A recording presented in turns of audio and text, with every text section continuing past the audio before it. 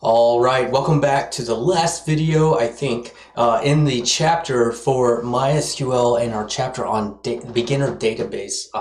So if everything goes to plan, this video will be releasing on July 4th. If you are in the United States, July 4th is a special day. It's the day that we celebrate our independence from Britain. So happy 4th of July, happy Independence Day. I want to be clear, I am not celebrating the independence from COVID. I am celebrating Independence Day traditional from Britain. So happy 4th of July. I will be shooting off fireworks and making all kinds of ruckus tonight. And so I hope you are as well, and you are proud to be an American. And if you're not an American, I hope you're proud to be whatever you are. So if you're from Britain, I hope you're proud to be British. You should be proud of where you're from.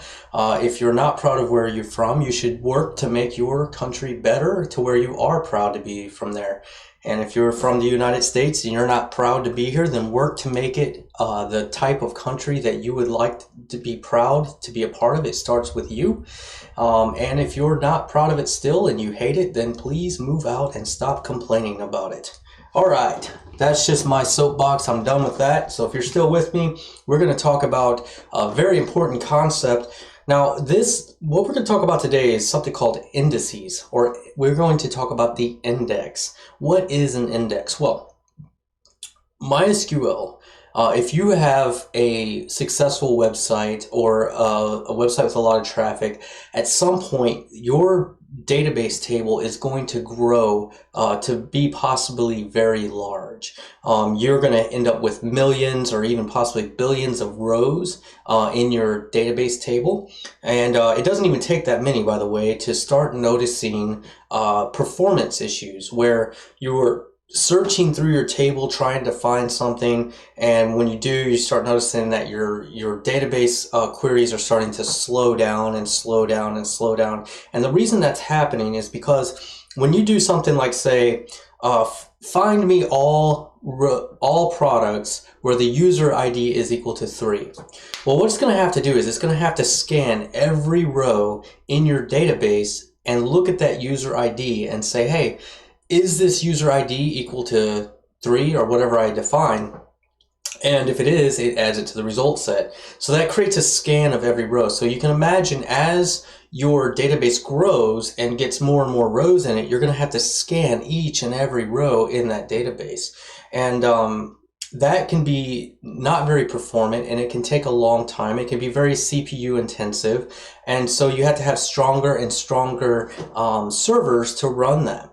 So the answer and the solution to this is oftentimes an index. Now what we can do is we can create an index for user ID on that table. And when we do that, it creates a separate, what MySQL creates an index, and it basically makes a lookup so it can look through the index by that user ID and find those rows. And it doesn't have to scan every single row in your database then, so it's only looking for on the index, which is much faster. Now, there is a trade-off to this.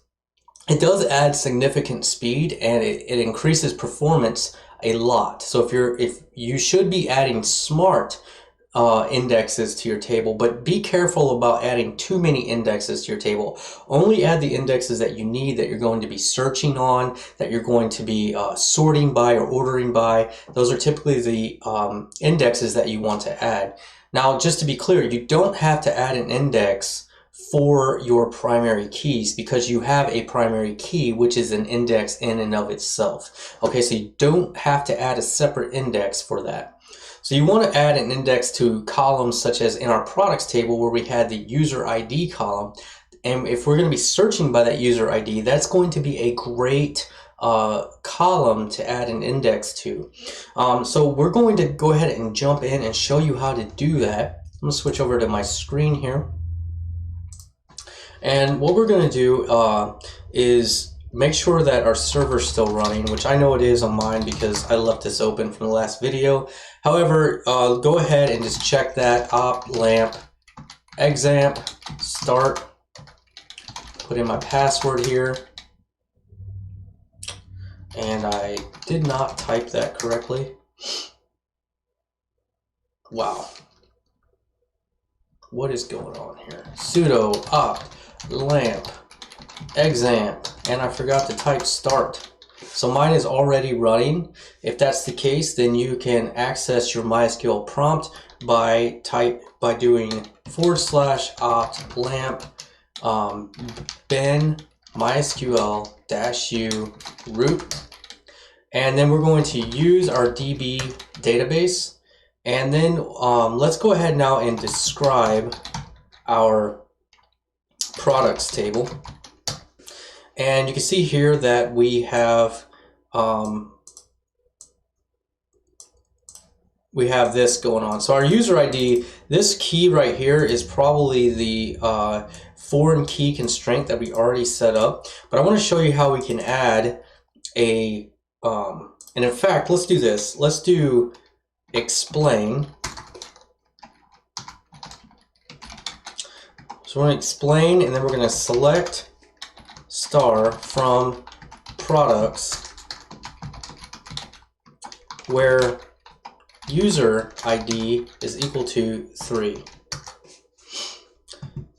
So we have a select type here, and it's looking at the products table, and I did find 2 rows here, but let's go ahead and add an actual index to this. And the way we can do that is, since we already created the table, we can use our alter table syntax. So we want to alter the products table, and then we want to add index. Is it add or create index? I never remember that. Oh, it's add index.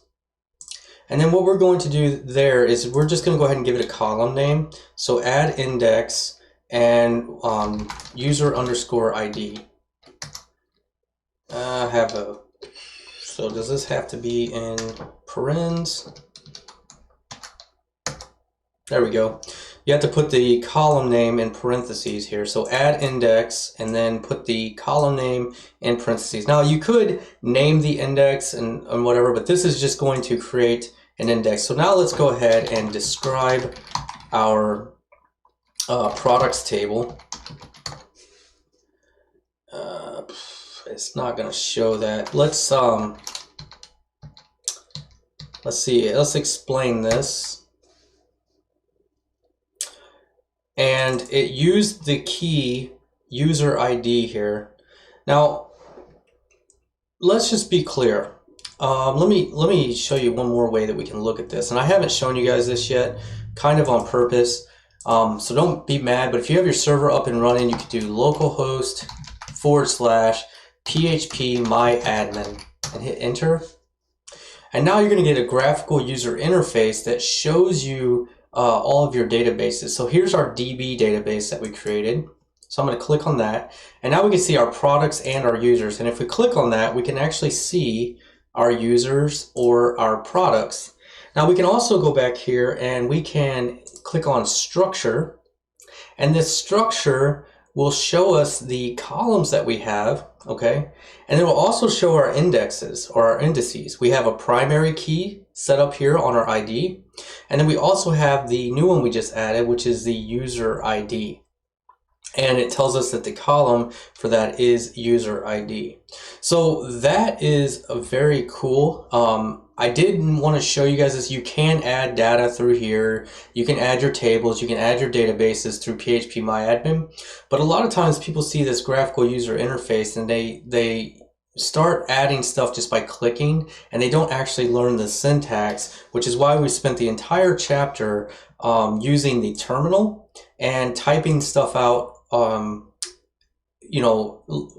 typing the SQL query language or the structured query language out by hand, because I really needed you to learn that instead of just going into phpmyadmin and using some sort of nice tool to add everything. So in fact, instead of me adding, like for example, you remember when we added products, I could have just used this insert here and we could have added a user ID. So let's just add another one for Tony, and we could give it a name of some product, and we'll give it a price of $15.49 or something like that, and we'll hit go. And that's, if we go back now to browse, we have that new product already added here. And that is super simple way to add stuff, but I wanted you to get used to using like the insert command, things like that. So that is this is I knew that we had this tool available to us all along, but a lot of people just teach how to use this and they don't teach the commands, and that's not very helpful, because when we start using our programming language like PHP and our server language to interact with our database, we won't be able to use this. We'll have to actually type in those commands and use those commands. So it's important for us to learn it, but we do have this phpmyadmin tool to visually look at our database and see what is going on. So I did want to show you that as well. One more type of index that we haven't talked about yet, and let me just double check the syntax on that. So MySQL unique key.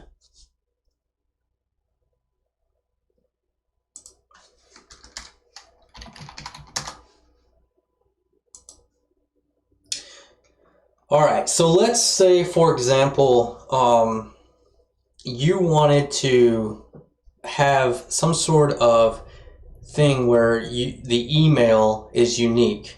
We could actually add an index on the email column, and it can be a unique key. So let's go back here and try to do this with the command line here, and I'm going to use our alter table products. No, I'm sorry, this is going to be users.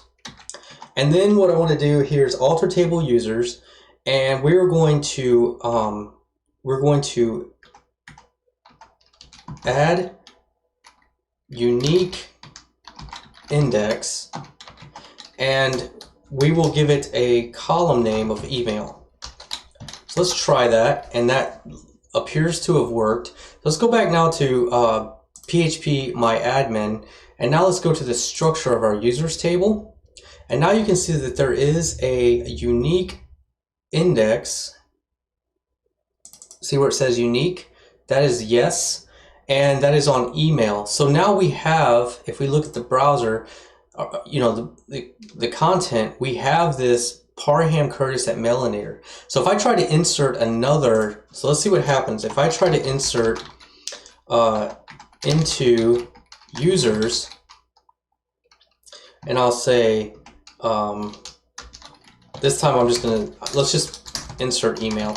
So we're gonna create a user with an email, and I'm just gonna try values, and here we're gonna try Parham Curtis at mailinator.com, and we'll do a semicolon and enter, and now we get an error. And this error says duplicate entry. So this is not going to allow us to create this, because we already have an entry in our database that has the email of Parham Curtis at Mailinator. So that is how we can prevent duplicate entries in our database by adding a unique index to that. So we have the unique index and the regular index. The regular index speeds up queries and allows us to search by those columns and have a very efficient search, even if we have a lot of rows. Now, you're not going to notice it a lot if you have small tables like we have here in this video, but if you had a table that had 10,000, 100,000, or a million rows, you would notice that very quickly, the difference between using an index and not using an index. Just remember that using an index will use more space on the hard drive. That is the trade-off. So you use these sparingly and only when you need to, but make sure you are using them when you need to, otherwise your performance will suffer. So what's next? We didn't cover everything to do with MySQL or databases by a long shot. So if you want to learn more about it, you can go over to Oracle's website, and you can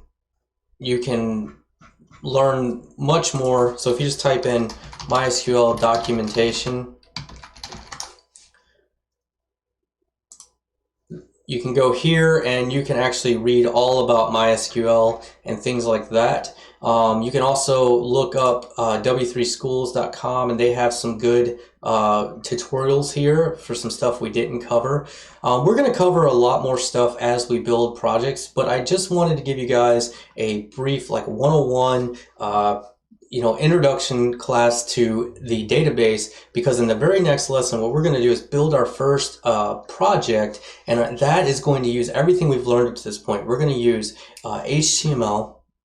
We're going to use, let me switch over to my camera here. We're going to use HTML, we're going to use CSS, we're going to use PHP, and we're going to use MySQL, all of those technologies, and we're going to create a login registration system where you can sign up, log in, you can log out, it will create cookies and do all the things that a login registration system can do. We're going to keep it very simple, but we're going to build a login registration with a database so that you can see how all of this comes together, and then you could actually continue on and finish and make a website out of that if you want. But we're just going to focus on a login registration system, and then we're going to dive back in and learn some more key concepts, and then we'll build another project that ties all that together. And that's kind of how this course is going to go, is we're going to learn more, build a project, learn more, build a project until we're done, and you guys have enough ability to go and confidently apply for jobs.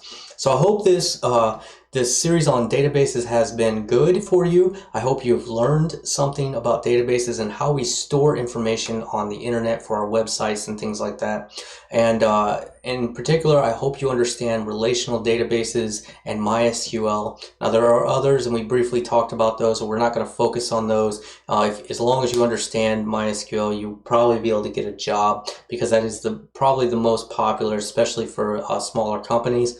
But I would say you're going to run into MySQL and other variations of SQL databases the most, like Postgres or Mario, which we're actually using in XAMPP, or even SQLite. So you have all those, and in Oracle, of course, and Microsoft has an SQL. And then you're also going to run into object-oriented databases. So they're not relational databases like these that we've looked at. They use like an object document type thing, and a lot of those would be like Firestore or MongoDB and stuff like that. So at any rate, I hope you guys are enjoying this course so far. If you are, please comment, like, subscribe, share these videos with your friends, share them with your enemies, share them wherever you want to go, wherever you want to share them. Happy 4th of July, and I will see you guys in the next video. I'm excited to get started on our first project, and I hope you are too. Later.